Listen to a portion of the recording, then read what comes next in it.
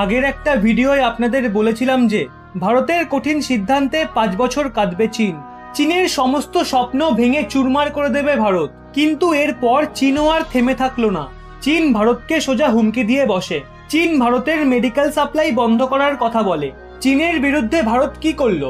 ভারত সরকার 17 April চীন বা কোনো দেশের নাম না নিয়েই এফডিআই নিয়মের পরিবর্তন ঘটিয়ে বলেন, কোভিড-19 মহামারীর সময় ভারতের কোনো প্রতিবেশী দেশ বা ওই দেশের কোম্পানি বা বিনিয়োগকারী ভারত সরকারের অনুমতি ছাড়া ভারতে ব্যবসা করতে পারবে না। প্রতিবেশী দেশের ব্যক্তি বা নাগরিকের ক্ষেত্রেও এই একই নিয়ম আরোপ করা হবে।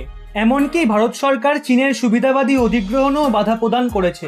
অর্থাৎ চীনের মাধ্যমে আসা প্রত্যক্ষ বা পরোক্ষ যে কোনো ধরনের বিনিয়োগের জন্য ভারত সরকারের কাছ থেকে অনুমতি নিতে হবে। এর আগে শুধুমাত্র বাংলাদেশ ও পাকিস্তানকেই এই অনুমতি নিতে হতো। চীন এখন বলছে চীনের কোম্পানিগুলোর এবার ভারতে প্রবেশ করা কঠিন হয়ে পড়বে। মোদিজির মাস্টার স্ট্রোকে চীনের অবস্থা ভীষণই খারাপ হয়ে গেছে। চীন রীতিমতো এই নিয়ে চিন্তায় পড়ে গেছে। ভারত কেন নিল এত বড় পদক্ষেপ? চীনের পিপলস ব্যাংক অফ চায়নার ব্যাংকিং সেক্টরের দিগ্গজ ভারতের এইচডিএফসি ব্যাংকের শেয়ার 0.8% থেকে বাড়িয়ে 1.01% করে নিয়েছে।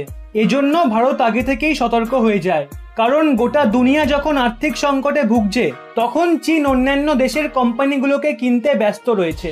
ভারতে চীনা কোম্পানি ডিসেম্বর 2019 পর্যন্ত $8 আরব অর্থাৎ 61,000 কোটি টাকার বিনিয়োগ করে রেখেছিল। এই বিনিয়োগ মূলত mobile phone, electronic appliances, infrastructure, অটোমোবাইলের ওপর ছিল। ভারতকে চীন কি হুমকি দিচ্ছে? চীন তাদের নিউজ পেপার গ্লোবাল টাইমসের মাধ্যমে ভারতকে হুমকি দিয়ে ভয় দেখানোর চেষ্টা করছে। গ্লোবাল টাইমসে লেখা ছিল, চীনের টাস্কফোর্সকে ধন্যবাদ, এখন দেশ নিজের জন্য এবং পুরো দুনিয়ার জন্য মেডিকেল সাপ্লাই দিতে সক্ষম রয়েছে। ভারত সরকার এই তথ্যকে নজরআন্দাজ করে বিদেশি বিনিয়োগে কঠোর হওয়ার জন্য করোনা ভাইরাসকে কারণ হিসেবে তুলে ধরেছেন। ভারত সরকার মেডিকেল সাপ্লাইয়ের জন্য বহু বছর ধরে চীনের ওপর নির্ভর করে আছে। তাই ভারতের চীনের সুবিধাবাদী অধিগ্রহণকে আটকানোর প্রচেষ্টা সংকটকালীন সময়ে চীন থেকে মেডিকেল সাপ্লাইয়ে বাধা সৃষ্টি করতে পারে। এটা কি ভারতের জন্য ভীষণই চিন্তার বিষয়? ফরবিটসিল তথ্যানুযায়ী ভারত তার মেডিসিনের অধিকাংশ কাঁচামাল চীন থেকে আনে। ভারতীয় কোম্পানি আগে থেকেই চিন্তায় পড়েছে যে চীন থেকে যদি কাঁচামাল সরবরাহ ঠিকমতো না হয়, তবে ভারতের মেডিসিন উৎপাদনেও চরম ঘাটতি দেখা দেবে। গ্লোবাল টাইমসের রিপোর্টে লেখা আছে, ভারত চিন্তায় রয়েছে যে করোনা ভাইরাস সংকটকালীন সময়ে চীন ভারতীয় কোম্পানিগুলোকে অধিগ্রহণ করতে পারে এবং কিছু ভারতীয় সেক্টরের ওপর নিয়ন্ত্রণ দখল করতে পারে। চীনা বিশেষজ্ঞরা বলছেন, চীনা বিনিয়োগে এই ধরনের বাধা ভারতীয় ম্যানুফ্যাকচারিং সেক্টরের জন্য ঘাতক হতে পারে। খুব শীঘ্রই এই নীতির প্রভাব ভারতে চীনা বিনিয়োগে দেখা যাবে। তার সাথে চীনে ভারতীয় বিনিয়োগও প্রভাবিত হবে। গ্লোবাল টাইমস দাবি করছে যে এই সিদ্ধান্তের পর হয়তো ভারতের দ্বিতীয় দরজা খুলে যাবে এবং ভারতে নিজেদের কারবার রিলোকেট করার জন্য জাপান ও দক্ষিণ কোরিয়ার সুযোগ মিলে যাবে। কিন্তু ভারতের ম্যানুফ্যাকচারিং সেক্টরগুলোতে চীনের জায়গা কেউ নিতে পারবে না। এর ফলে সম্ভাবনা রয়েছে ভারত হয়তো পরবর্তী ম্যানুফ্যাকচারিং দেশরূপে আত্মপ্রকাশ করবে, কিন্তু সম্ভাব্য আর্থিক সংকটের কারণে সাপ্লাই সীমা বাধাগ্রস্ত হবে। বলা হচ্ছে যে ভারতকে ম্যানুফ্যাকচারিং সেক্টর হতে এখনো অনেক সময় লাগবে। তাই এই সময়ে দাঁড়িয়ে ভারতের উচিত চীনকে সহায়তা করা। গ্লোবাল টাইমস বলছে, চীনা কোম্পানিগুলোর জন্য ভারতের বন্ধ দরজা সুযোগ মতো দ্বিতীয় দরজাও খুলতে পারে। কিছু চীনা কোম্পানি মহামারী কেটে যাওয়ার পর বিদেশে বিস্তার লাভ করতে চাইবে এবং তার জন্য তারা দক্ষিণ পূর্ব এশিয়ার দেশগুলোকেই বেছে নিতে পারে।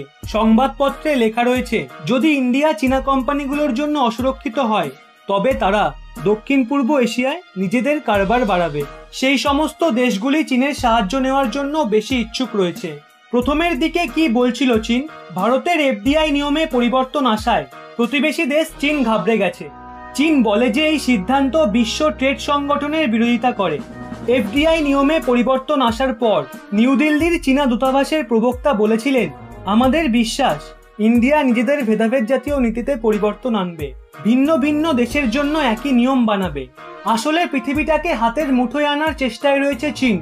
আমেরিকা ও ইউরোপের দেশগুলি যখন এই মহামারীতে হিমশিম খাচ্ছে, তখন চীন ইউরোপে তাদের আর্থিক শিকড়কে মজবুত করার চেষ্টায় রয়েছে। ইউরোপের দেশগুলি চীনা ভাইরাস করোনা যাওয়ার পর ড্রাগনের পরবর্তী পদক্ষেপকে আটকানোর জন্য একজোট হয়েছে। আবার আমেরিকায় চীনা বিনিয়োগ সেরকম একটা নেই। বিশ্ব মহামারীর ফলে ইউরোপের দেশগুলির কোমর ভেঙে গেছে। তাই ইউরোপে চীনা বিনিয়োগ বাড়ানোর সুযোগ মিলছে, আর চীন সেটা কোনোভাবেই হাতছাড়া করতে চাইছে না। এভাবে চলতে থাকলে গোটা বিশ্ব চীনের মুঠোয় চলে আসবে। আপনাদের কি এখনো মনে হয় চীনা দ্রব্য ব্যবহার করা উচিত? এন্টারটেনমেন্টের জন্য চাইনিজ অ্যাপগুলি ব্যবহার করা উচিত? কমেন্ট করে জানান। একজন দেশভক্ত হিসেবে ভিডিওটি সবাইকে শেয়ার করে সতর্ক করে দিন, এবং এরকমই নিত্য নতুন তথ্য পেতে এই চ্যানেলটি সাবস্ক্রাইব করে পাশের বেল আইকনটি অল করে রাখুন।